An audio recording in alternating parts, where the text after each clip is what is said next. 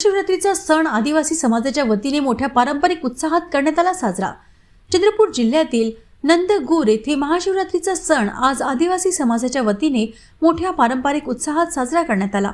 चंद्रपूर जिल्ह्यातील आदिवासी समाजात महादेवाला शंभू शेख असं म्हणतात आणि मूल तालुक्यातील नंदगुर येथे शंभू शेख यांचं अतिशय जुनं पेंठाना म्हणजे धार्मिक स्थळ आहे। या ठिकाणी दरवर्षी महाशिवरात्री निमित्त अनेक धार्मिक कार्यक्रम आयोजित केले जातात। यावर्षी रविवार आणि सोमवार अशा 2 दिवसीय महाशिवरात्र महोत्सव आयोजित करण्यात आला होता। आज सकाळी विविध प्रकारचे आदिवासी सांस्कृतिक कार्यक्रम आयोजित करण्यात आले। सोबतच या ठिकाणी नवीन मूर्तीची देखील स्थापना करण्यात आली।